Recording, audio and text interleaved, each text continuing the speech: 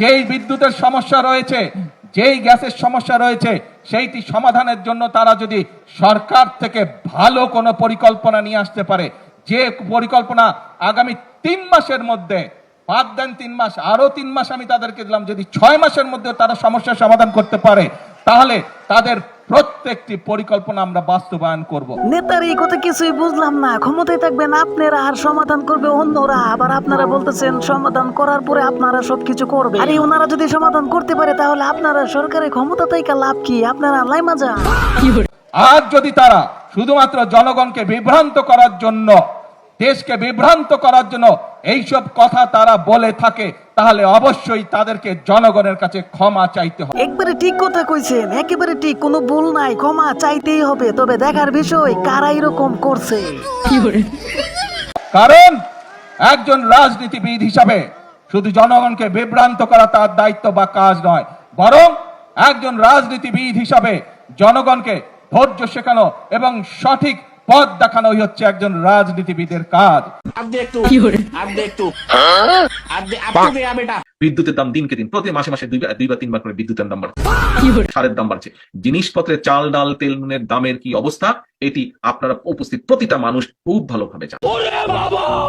এখন ভাই এই যদি অবস্থায় এভাবে কি দেশ চলতে পারে? দেশের মানুষ চলতে পারে? এভাবে কি চলতে পারে না। রুকো যারা, সবার করো। কেউ নেতা কিছুই বুঝলাম না। ক্যামেরার সামনে বসে বসে বড় বড় লেকচার মারছিল, আর এখন মানুষ সামনে সামনে বলে তাতে তোমার গা জ্বলে।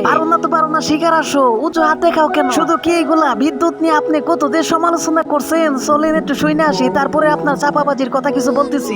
তাদেরকে জিজ্ঞেস করেছিলাম, আচ্ছা আমি তো বহু বছর যাবত দেশের বাইরে আছি, এখন তো শুনি দেশে বলে বিদ্যুৎ থাকে না, এই বিদ্যুৎ বলে সবসময় থাকে। আমি ধানমন্ডিতে কথা বলেছি একজনের সাথে, আমি তেজগাঁয়ে কথা বলেছি, আমি মিরপুরে কথা বলেছি, আমি বাড্ডাতে কথা বলেছি, আমি উত্তরাতে কথা বলেছি, আমি কমলাপুরের জায়গাটার নাম কি, বাসাবোতে আমি কথা বলেছি, ড্যামরাতে আমি কথা বলেছি, যতগুলো জায়গায় কথা বলেছি প্রত্যেকটি জায়গা থেকে আমি শুনেছি প্রতিদিন লোডশেডিং হয়, প্রতিদিন 1.5-2 ঘন্টা করে কারেন্ট থাকে না। সঠিক বলেছেন। আর বাইরে থেকে যে কয়েকটি খবর আমি নিয়েছি, প্রত্যেকটি জেলা থেকে আমাকে বলেছে গড়ে প্রতিদিন 3-4 ঘন্টা করে মিনিমাম কারেন্ট থাকে না। কি বলছে বুঝেন নাই? 2 থেকে 3 ঘন্টা কারেন্ট থাকলো না, তাতে এত বড় সমালোচনা। আর নেতার গায়ে লেগে গেছে, নেতার নিয়ে সমালোচনা করলে। তাও তো ভাই সারাদিনে 2-3 ঘন্টা কারেন্ট থাকে কিনা তাও সন্দেহ।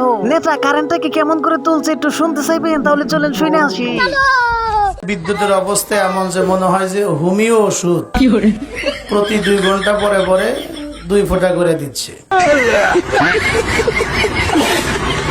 এই কথা শোনার পরে এই অবস্থা। বন্ধুরা, ভিডিও তো কেবলমাত্র শুরু হলো, আর অনেক কিছু আছে, শেষ পর্যন্ত দেখলে বুঝতে পারবে রাজনীতি কাকে বলে। তবে বন্ধুরা, অনুরোধ করে বলবো আজকের ভিডিওতে লাইক করে চ্যানেলটি সাবস্ক্রাইব করে আমাদের পাশে থাকবে। সময় কম, শুরু করো। বিদ্যুৎ চাচ্ছেন, আবার ওনার ফার্টিলাইজার ফ্যাক্টরিতে চালাতে বলছেন। আপনি বাসায়ও কারেন্ট চাচ্ছেন, এট দ্য সেম টাইম আপনি চাচ্ছেন শপিং মলগুলোতে কারেন্ট। গ্যাসের তো আমার সংকট আছে।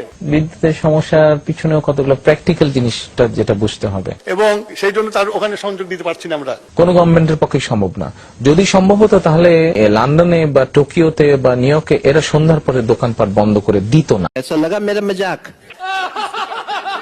অনেক মজা লাগছে নেতা, অনেক মজা লাগছে। তবে আপনার ওটা মজা দেওয়ার জন্য চলেন আরেকটা ভিডিও দেখে আসি। আপনারা বিদ্যুৎই দিতে পারেন না 17-18 ঘন্টা। কানসাটে আপনারা গুলি করে মানুষ হত্যা করেছেন।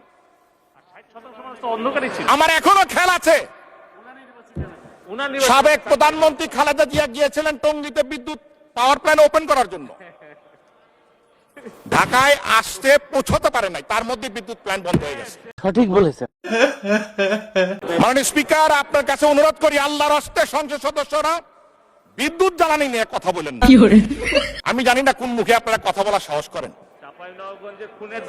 হয়তো লজ্জা শরমের অধিকার আপনাদের মধ্যে নাই।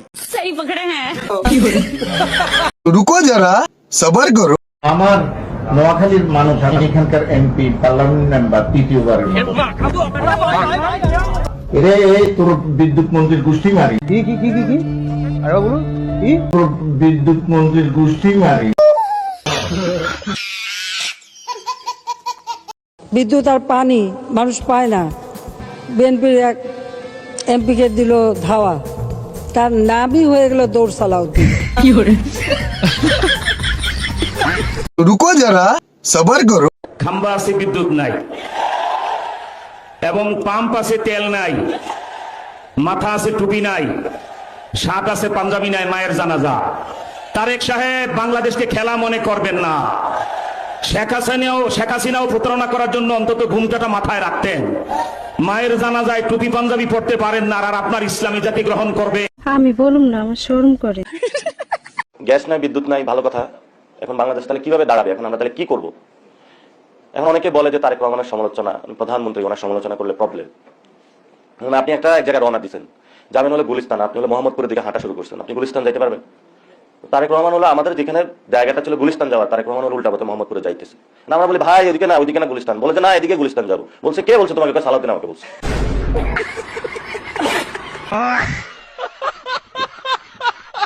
দেশে যে এখন বিদ্যুৎ এবং গ্যাসের যে সংকট, একটু জানতে চাই আপনার কাছে। কিছু তো মন্ত্রীরা বলেছে যে আরো 2 বছর 2.5 বছর ধৈর্য ধরতে হবে আমাদের। সো দেখা যাক মানুষ কতদিন ধৈর্য ধরে। 3 মাসে যা কাজ হয়েছে আওয়ামী লীগের আমলে 15 বছরে সেই কাজ হয়। আরে বাবা, হয়েছে তো মাত্র 4 মাস 5 মাস। আমরা তো শুরু করছি কেন? রাস্তাটা এত সহজ না, এত তাড়াতাড়ি হয় না। এখনই রাস্তায় বক্তৃতা দিচ্ছে ব্যর্থ সরকার, আর ওদের চেরাগ তো নাই কারো হাতে।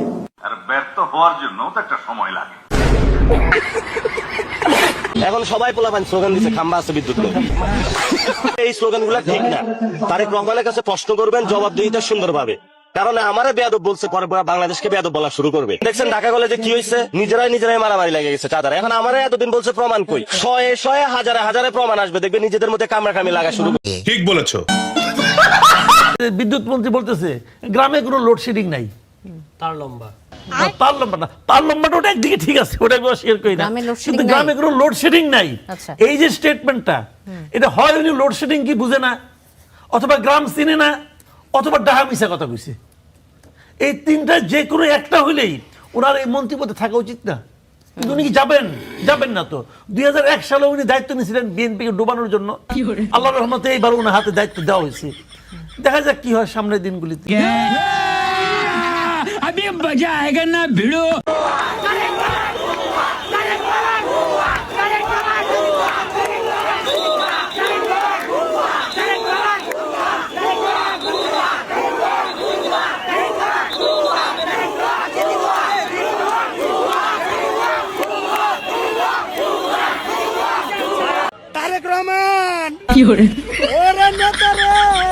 আর বাংলাদেশের মানুষের ভাগ্য নিয়ে ছিনিমিনি খেলতে দেওয়া যাবে না।